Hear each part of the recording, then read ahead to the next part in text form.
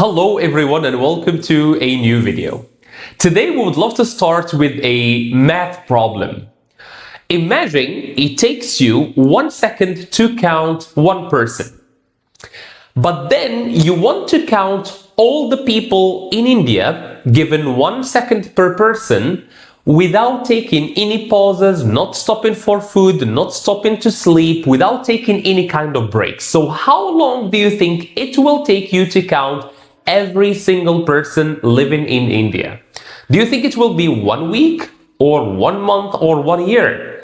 Well, the answer is none of the above. The answer will be 44 years to count all the people of India, because India has a population of 1.4 billion people. That's a very, very large population. And today, actually, the video will cover this problem, though it will cover it in a real situation, because these days the government of India is trying to accomplish this exact mission. India, or the government of India, is trying to count the population in only 6 months. So this story will follow this crazy journey and see how they will achieve it. Alongside the journey of how the government of India will count the people, you are going to grow your English, expand the vocabulary that you have, and learn a lot of words and vocabulary related to the fields of politics, to the field of demographics. Also, you will learn a lot of adjectives that will help you describe different situations. And finally, you will learn a bunch of collocations. Collocations are words that often appear together in the English language.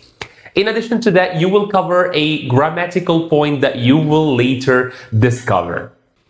For those of you who have discovered this channel for the first time, this is WooEnglish, the channel that teaches you English the way it should be taught. You will listen now to a B1 story, meaning it's very suitable for intermediates, but it will still benefit elementary, beginners, and also advanced students. Before we go and start our journey, please, if this is your first time watching this channel, make sure to subscribe.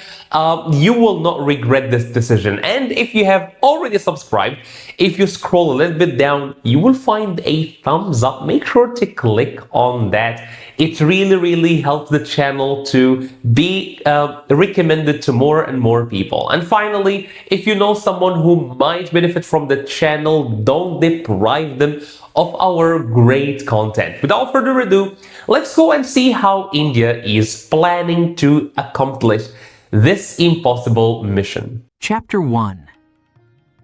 The size of a world. Close your eyes.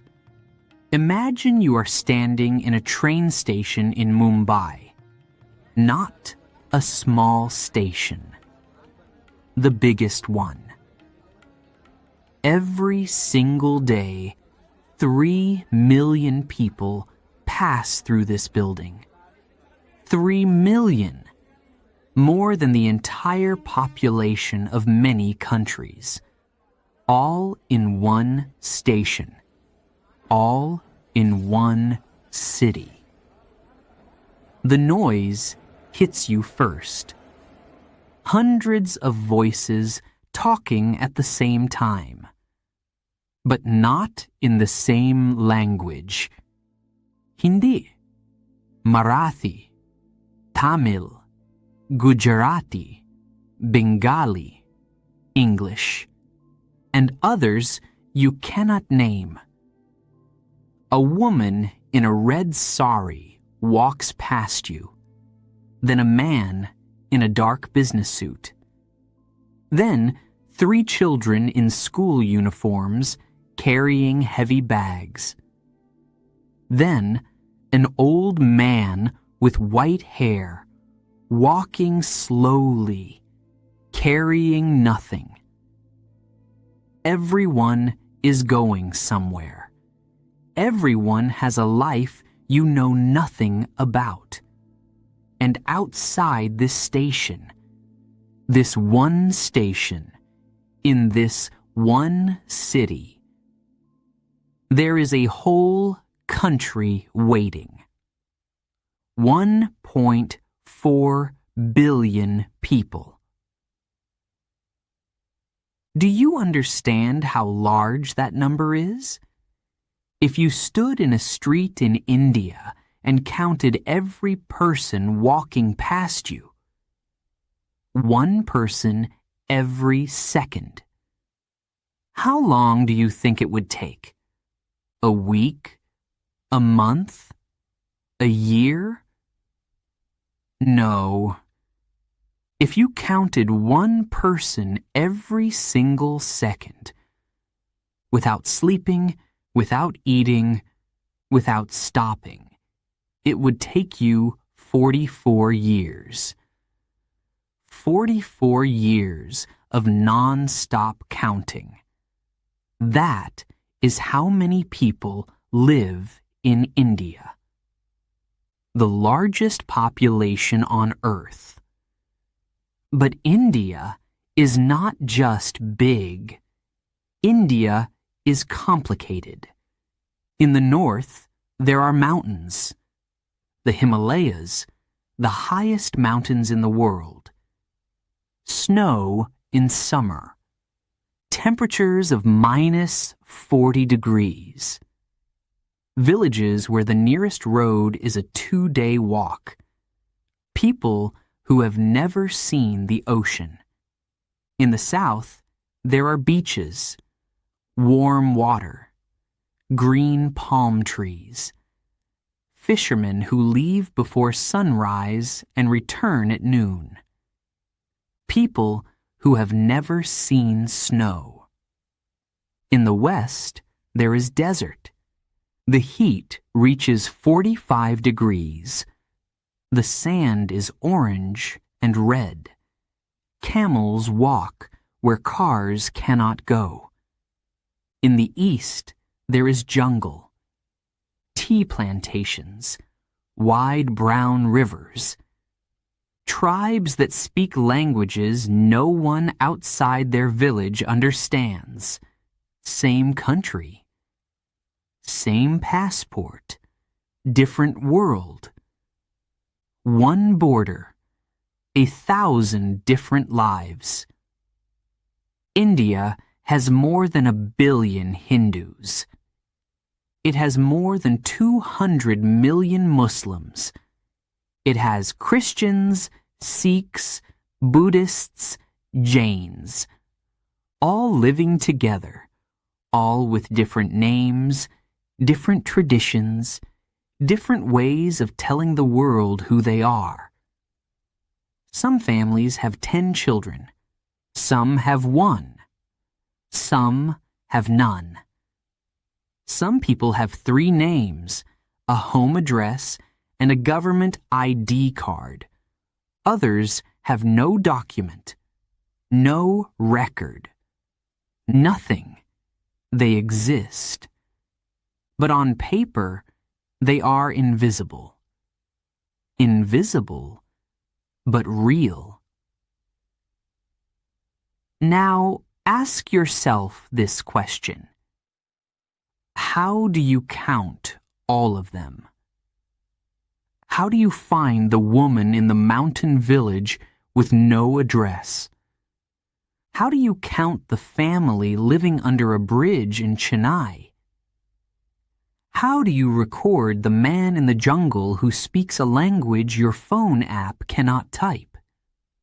India has 640,000 villages. If you visited one village every day, no weekends, no holidays, no rest, it would take you 1,752 years to visit every single one. 1,752 years. That is the size of the job. 640,000 villages, one country, one chance to count them all. The last time India counted its people properly was in 2011, 16 years ago. Since then, 200 million people were born. 200 million. That is more than the entire population of Brazil. All of them new. All of them growing up. All of them uncounted. India changed completely. But the numbers did not move. So now, finally, the count has begun. 3 million workers are walking through those 640,000 villages, knocking on doors, asking questions, recording answers on a phone. 3 million ordinary people, most of them school teachers, trying to do something that has never been done at this scale in human history. One of them is a woman named Sukhwinder Kaur. She is standing outside a house in Delhi. She is about to knock. And the story begins there. In Chapter 2, we will go back, 16 years back, to understand why this count stopped. Why India, a country that counted its people during wars, during famines, even during the Second World War, suddenly stopped counting. And what that silence cost. Chapter 2. The count that stopped. It is 1872. India is not yet independent. The British control everything. The roads, the railways, the courts, the money. And now they want to know one more thing. How many people live here? So they begin to count. Door by door. Village by village. Through the heat and the dust and the rain. It takes years. It is difficult. It is expensive. But they do it.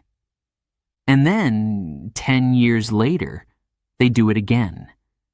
And 10 years after that, again.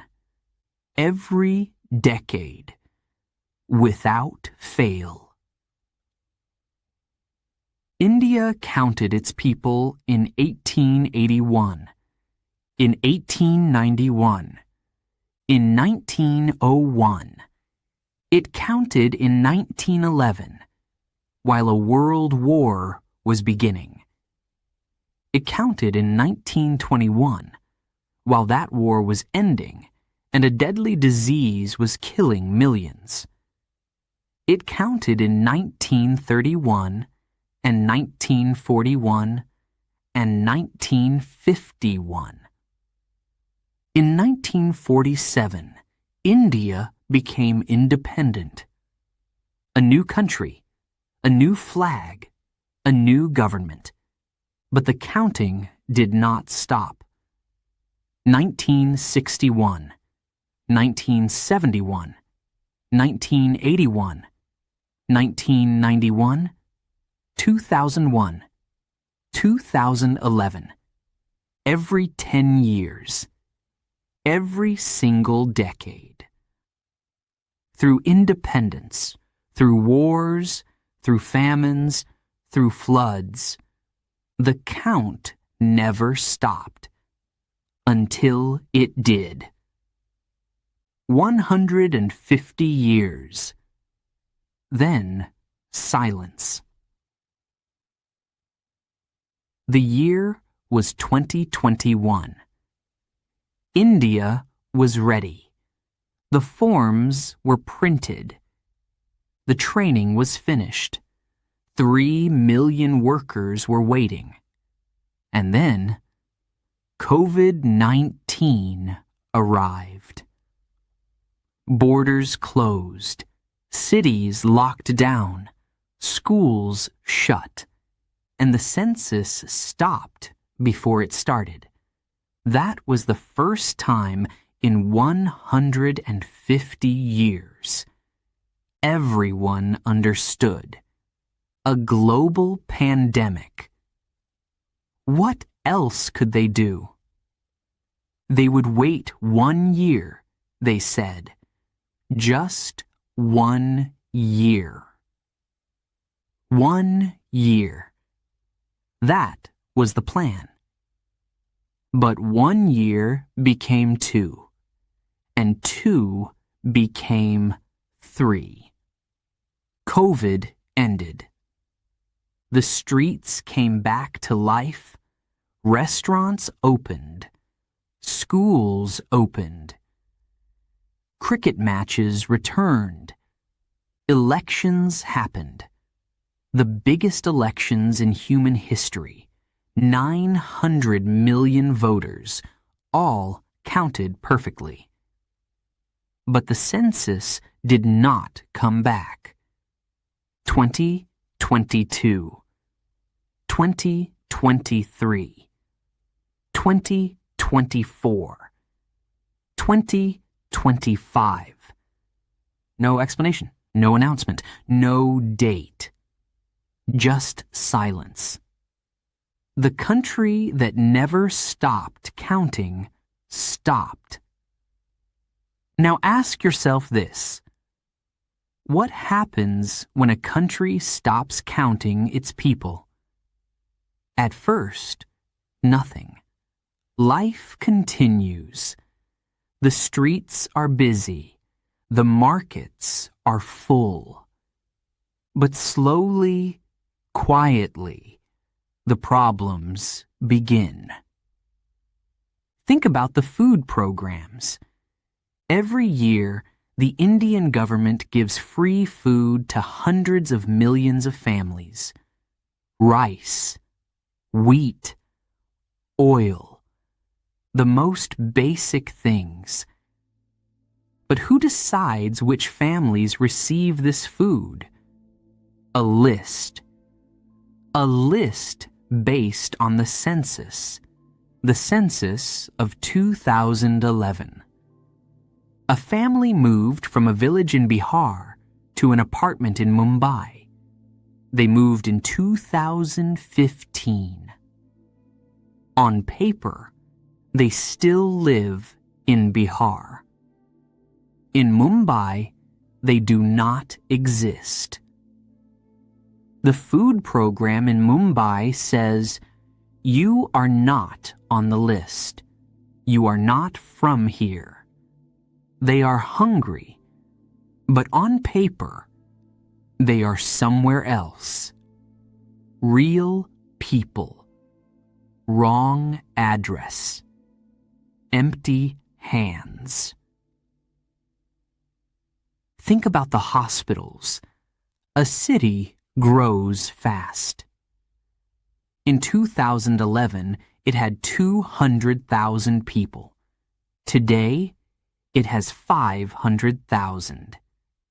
But the government planned the hospitals, the doctors, the medicine based on 200,000. The waiting rooms are full. The beds are not enough. The doctors are exhausted. The city grew, but the numbers did not follow. A city of 500,000 planned for 200,000. And think about the children. 200 million people were born in India after 2011. 200 million new lives. They go to school. They need teachers. They need classrooms. They need books.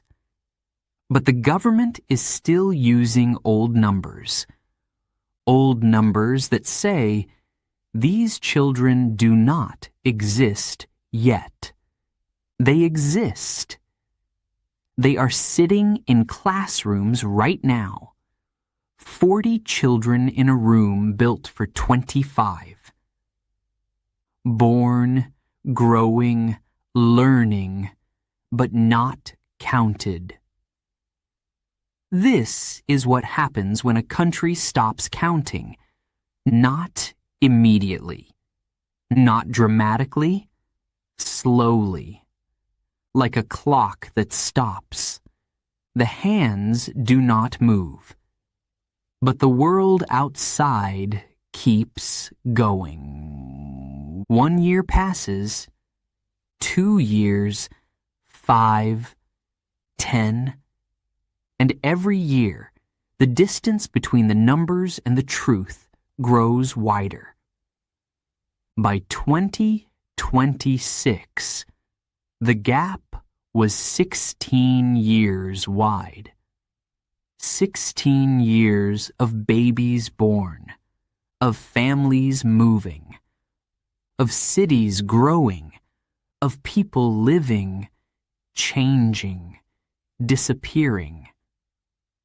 All of it invisible. All of it uncounted.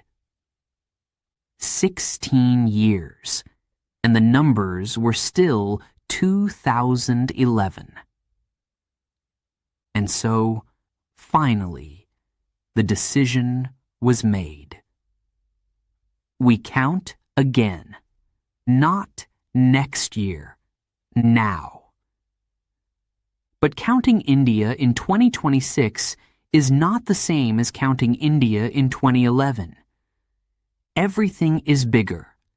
Everything is more complicated. And there is one question.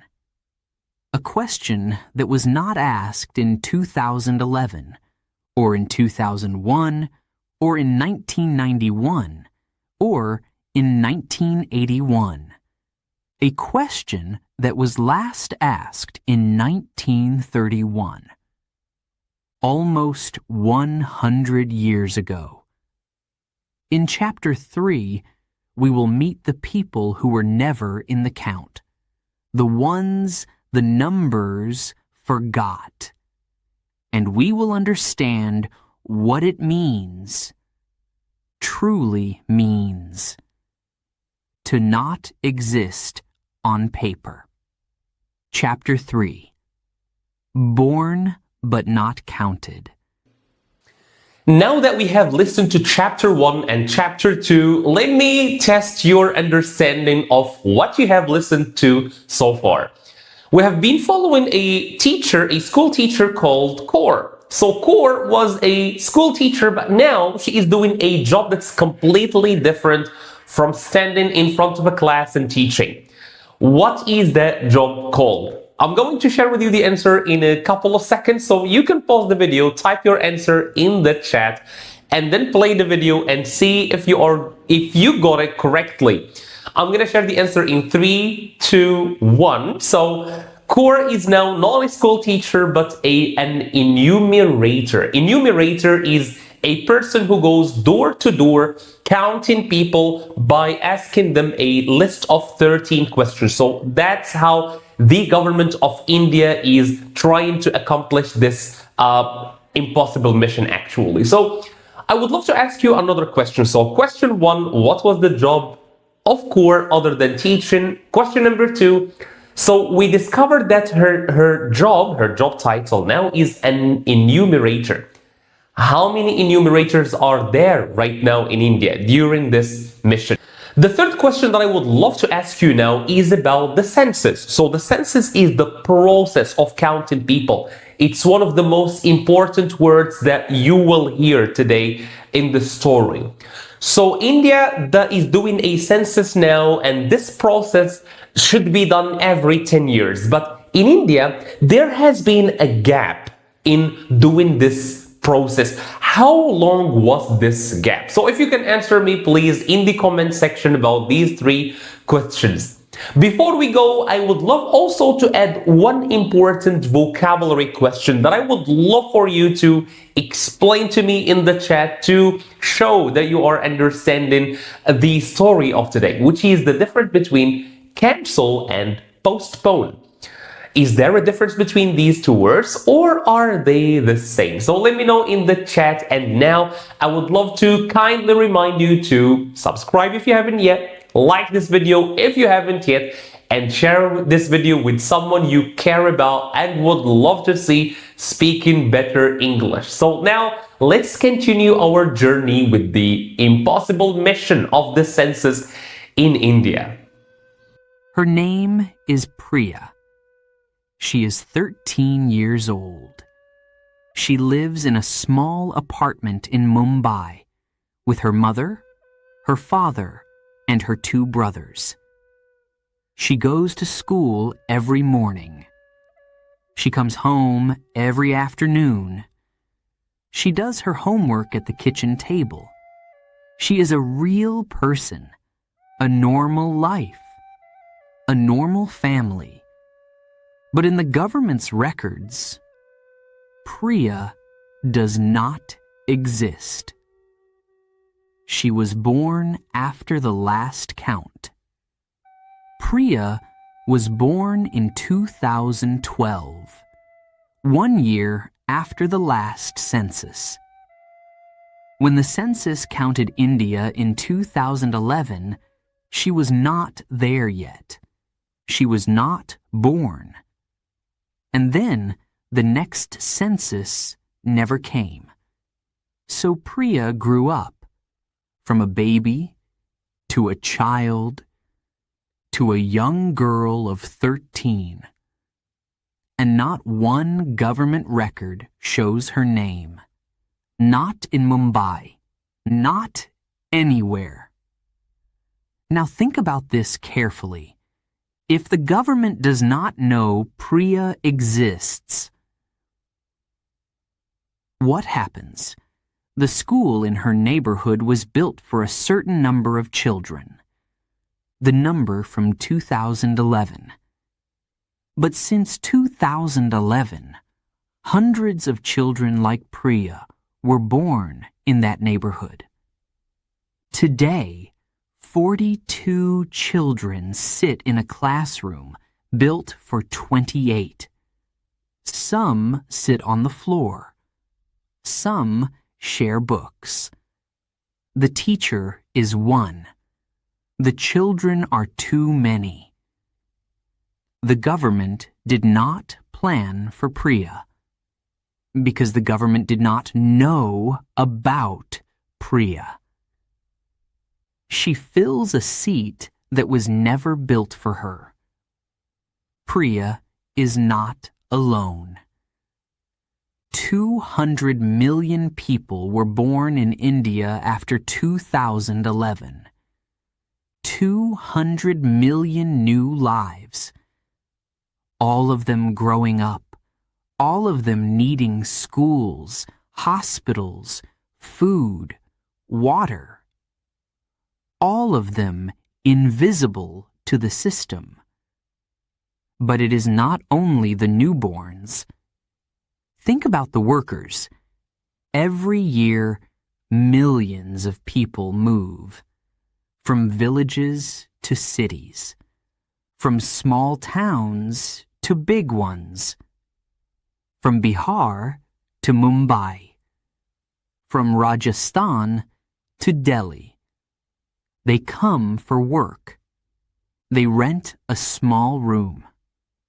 They start a new life, but on paper, they still live in their village, because that is where the census found them.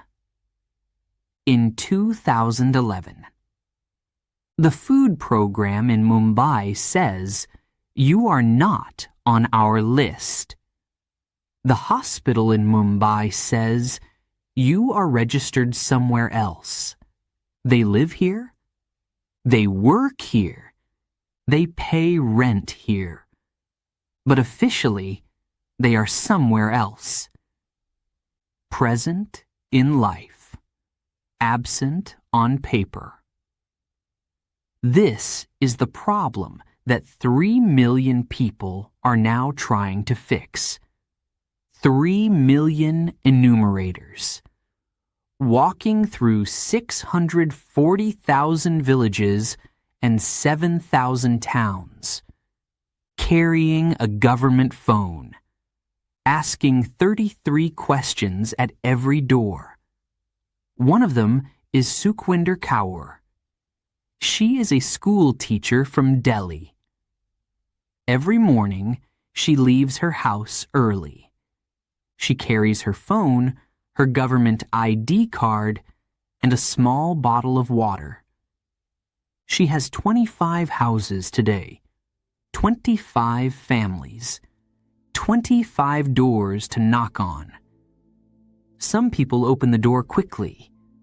They invite her in. They answer the questions politely. Some people do not open the door at all. 25 doors.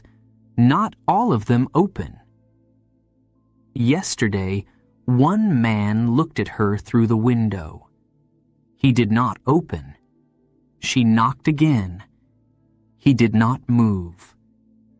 She wrote in her app, "No answer. Will return tomorrow." Tomorrow, she has 25 more houses, and the day after that, 25 more. For weeks. In the heat. For a total payment of $270. Not per week, not per month. Total. $270 to walk through a city of 20 million people, knock on hundreds of doors, and try to make the invisible visible. $270 to count a city of 20 million. And Delhi is only one city. India has 640,000 villages. Some have no road. Some have no electricity. Some have no address, not a street name, not a number, nothing. How do you find a house with no address? How do you knock on a door when there is no door number? How do you type a name into an app when the name uses letters your phone cannot display? Some enumerators travel by motorcycle. Some travel by boat. Some walk for hours through mountain paths to reach a village that appears on no map. One enumerator in the state of Arunachal Pradesh walks 4 hours every morning to reach the first house of her day. Then 4 hours back, 8 hours of walking for 25 houses. The job is not counting. The job is reaching. But they go, all 3 million of them, because someone has to make Priya visible. Someone has to walk 4 hours through the mountains. The census is not just numbers. It is the moment a country looks at itself, really looks, and says, "You are here. I see you. You count." For the first time in 16 years, you count. But counting people is only part of the story, because this census is asking something more, something it has not asked in almost 100 years. A question so sensitive, so dangerous, that after independence, India decided never to ask it again. The idea was simple and beautiful. If we stop counting caste, maybe caste will disappear. It did not disappear. And now the question is back. In Chapter 4, the final chapter.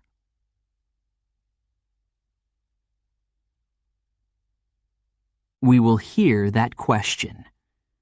We will understand why half of India wants it asked, and why the other half is afraid of the answer. Chapter 4. The question and the answer. It is 1931. India is still under British rule. A census worker stands outside a house in a small village. He has a form in his hand. He asks the usual questions: name, age, how many people live here? And then, one more question. What is your caste? The man at the door answers. The worker writes it down and moves to the next house. Nobody thinks this is unusual. It is just another question. One line on a form. In 1931, that question was normal. But India changed. In 1947, India became free. The British left, and the new Indian leaders made a decision. We will not ask about caste anymore. The idea was beautiful in its simplicity. Caste had divided India for thousands of years, rich and poor, high and low, those who were served and those who served. If we stop counting caste, maybe the divisions will slowly disappear. Maybe the next generation will not think about it. Maybe India will become one. A beautiful idea. A difficult reality.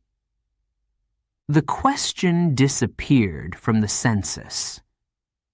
1951. No caste question. 1961. No caste question. 1971, 1981, 1991, 2001, 2011. No question. Decade after decade. The form changed. The technology changed. India changed. But caste did not disappear. It stayed. In villages and in cities. In marriages and in jobs. In who gets the loan from the bank. And who does not. In whose children go to university. And whose do not. Caste stayed. But the government stopped counting it. The question stopped. The problem did not. Now think about this carefully. If you cannot see a problem, can you fix it? Many Indian leaders say no. They say, we have programs to help the poorest communities. Programs for education. Programs for jobs. Programs for housing. But how do you know if these programs are working? If you do not count the people they are supposed to help? How do you know if things are getting better? If you have no numbers, you cannot fix what you cannot measure. See it, count it, fix it. But other Indians say, be careful. If you count caste, you make caste more real. You put it back in the center. You tell every person in India, your caste is important enough to count. And when something is counted, it becomes more powerful, not less. Both sides are afraid. Both sides have a point, and both sides are watching this census very closely. One question, two fears. No easy answer. But the caste question is not the only reason this census matters. Look at the numbers from a different direction. India has more than 600 million people under the age of 25. 600 million. The median age in India is 29 years. In Japan, it is 50. In Germany, it is 46. In Italy, it is 48. The world is getting old, but India is young. Very young. A planet of gray hair, and India still growing. Economists call this the demographic dividend, a gift.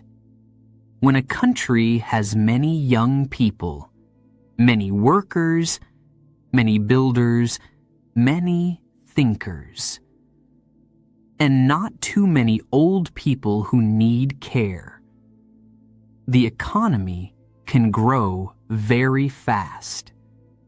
China had this gift in the 1980s and 1990s. It used it. And it became the second largest economy in the world. Now, China is getting old. The gift is ending. But India's gift is just beginning. The question is not whether India has young people. It does. 600 million of them. The question is, does India know exactly where they are, what they need, what they can do? That is what the census will tell. 600 million young people, waiting to be counted, waiting to be seen. And when the counting ends, when all 640,000 villages have been visited, when all 1.4 billion people have been recorded, when Sukhwinder and 3 million others finally rest,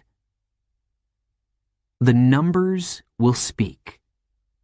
They will tell India how many people moved from villages to cities.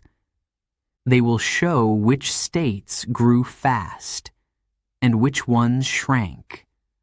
They will reveal how many children were born, how many old people need care, how many houses have no toilet, how many families have no electricity.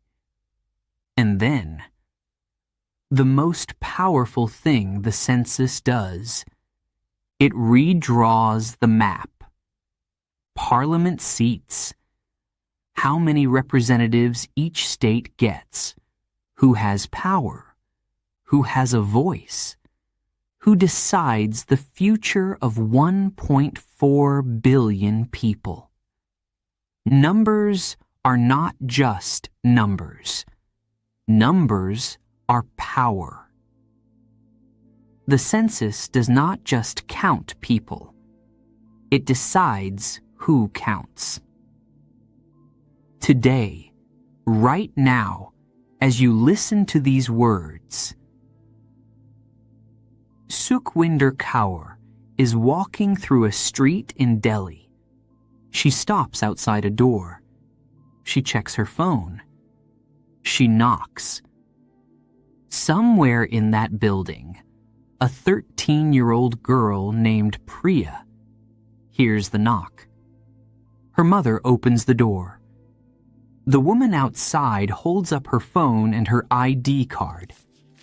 She smiles. She says, "I am here for the census. I just need a few minutes. For the first time in Priya's life, someone is counting her."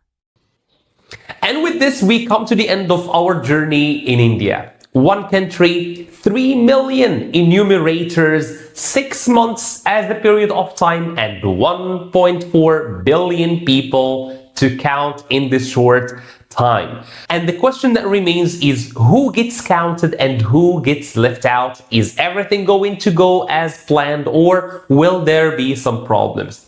Through this journey, we learned a few words that are related to this topic.